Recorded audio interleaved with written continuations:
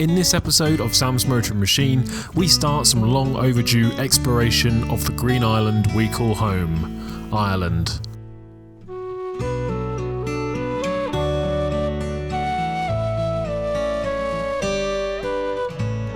And what better way to do it than by Range Rover and by eBike. Fiido were kind enough to send us over one of their brand new M1 Pro off-road e-bikes for us to try out. So this is going to be a combined review and vlog for our trip. So, as the Irish like to say here, may the road rise to meet you.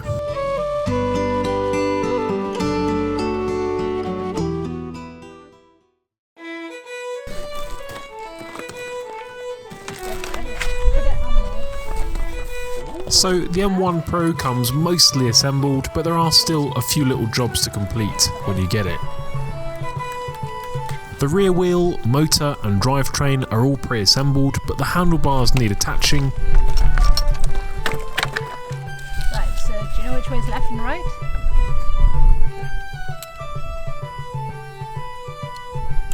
And the front wheel needs putting on with the quick release style through bolt.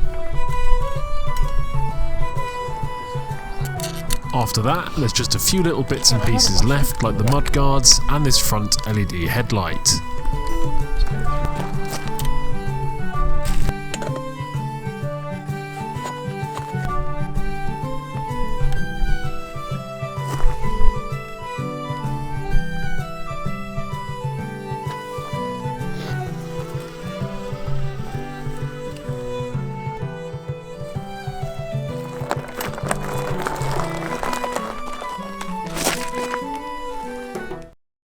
Our next task after building up the M1 Pro was to put our Vevor heavy-duty receiver hitch mounted bike rack to the test and load up both of our e-bikes. The other e-bike is also a Fiido that I've had for a couple of years, the M1 Pro. This will be a good comparison with the new boy. These e-bikes are not light at around 20 kgs each without the battery, so this is definitely a good test for the bike rack. And for the Range Rover, which is not only carrying our bikes on this trip, but also the hard shell roof tent, awning and all of our camping gear in the back. Good job she's a V8 diesel powered air suspension equipped rig then.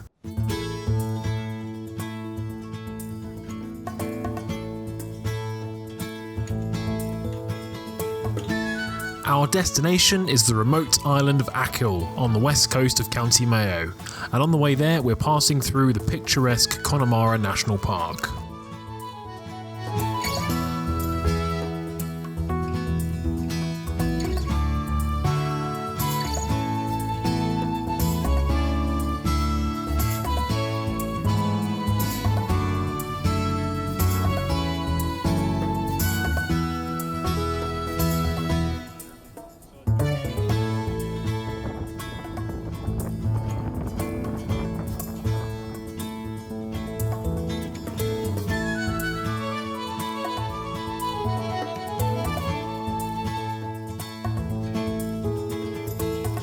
The first place we're stopping off is Keem Beach, a magical sandy strip protected from the North Atlantic by a rocky cove, and the location of Colm Doherty's cottage in the Banshees of Inisherin.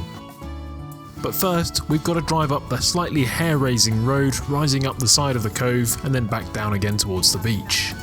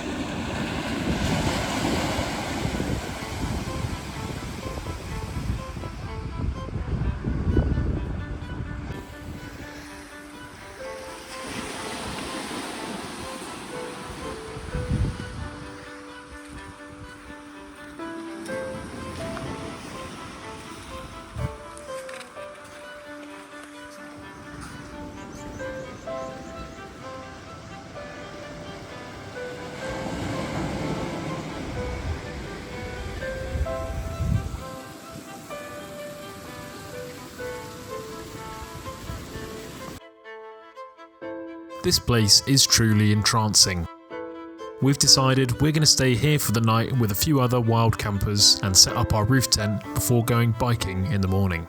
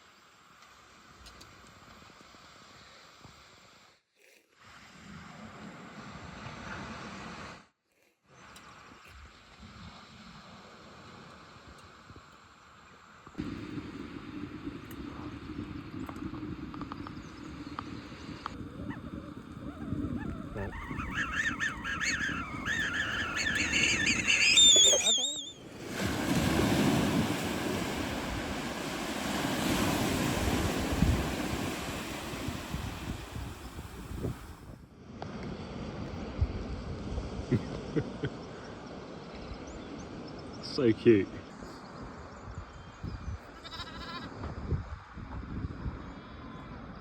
Achill Island is something of a road biking mecca, and it has 3 well-defined and well-signposted loops that form part of Ireland's Great Western Greenway, a cycle route that runs around 42 kilometres from the town of Westport and ends here in Achill. Today though, we're going to set ourselves a more reasonable target and go for Loop 2, which is around 25 kilometres and starts here near the popular Keel Beach.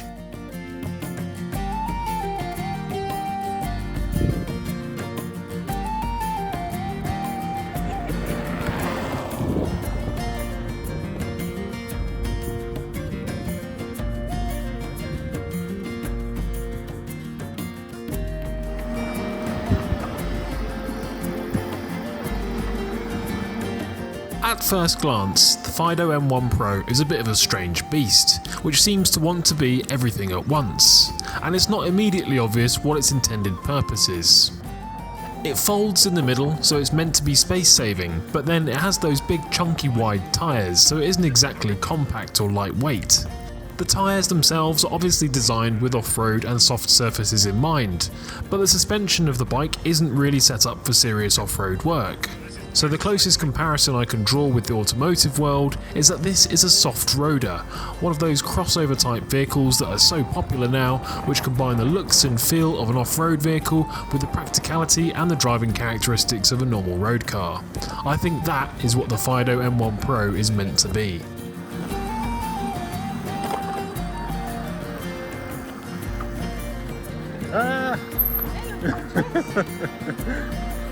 Chasing.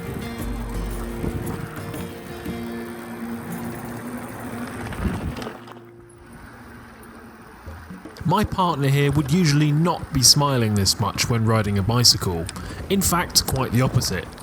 The reason for her cheerful disposition isn't just the beautiful scenery and the excellent company, but more likely because the 500-watt electric motor in the rear hub is taking most of the strain and giving her the illusion that she's Lance Armstrong in his prime. Just look at that carefree little face. And this is the freedom that is afforded to you by an e-bike.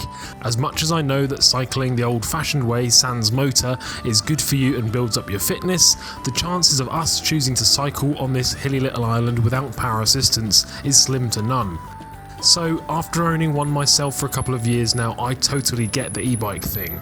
But the question is this Fiido M1 Pro a good one? Well, let's start off with that electric motor and battery. The battery is a removable 48 volt 12.8 amp hour unit, which adds up to about 614 watt hours. Not an insignificant amount of power. Fiido reckons that gives a maximum range of 130 kilometers, which I find a little hard to believe. I think my partner will forgive me for saying that both of us are reasonably well built individuals, and neither of us were sheepish about using the power assistance and throttle to their full extent. On this trip we did around 25 kilometers as previously stated, and by the end we had used about half of our battery power. This was a pretty extreme test though, with both of us making liberal use of the highest level of power assistance and powering up some pretty long and steep hills around Achill. I reckon if you kept the power assistance to level 1 or 2 and stayed away from the throttle, you'd get maybe 60 to 70 kilometers of range, which is perfectly respectable and very usable. In terms of the riding experience, overall this is a nice thing to cruise around on. Although the suspension setup is relatively basic, the fat 20x4 inch off-road bias tyres give a pretty cushy ride, and they seem to soak up most road imperfections pretty well. The M1 Pro is equipped with a 7-speed Shimano shifter system, which, although limited compared to most normal bicycles, is actually pretty superfluous.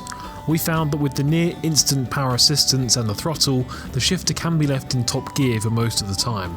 On the M1 Pro, hydraulic 180mm disc brakes are included as standard, and they feel absolutely great, with a really nice firm feel to the levers and a powerful stopping performance.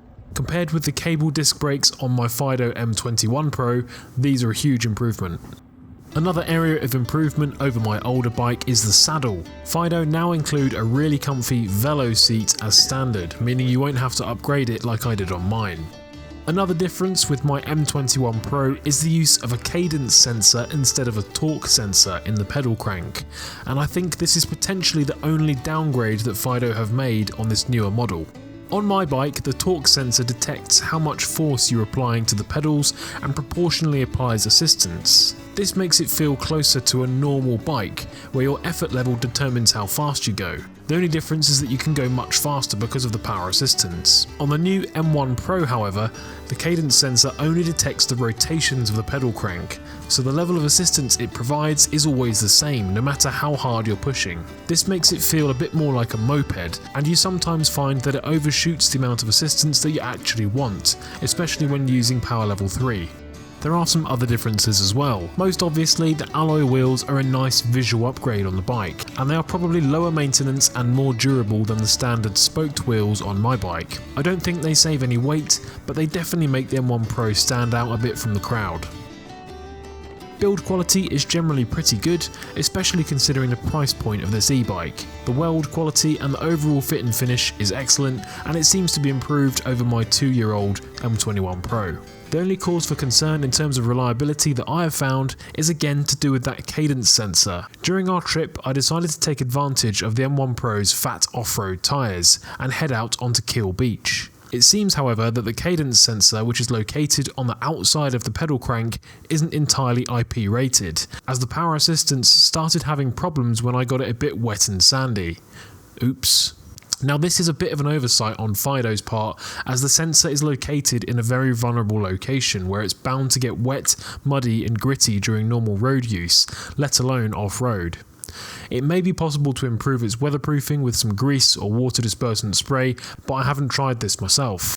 The only other thing that both my partner and I dislike about both of these e-bikes is the position of the standard handlebars.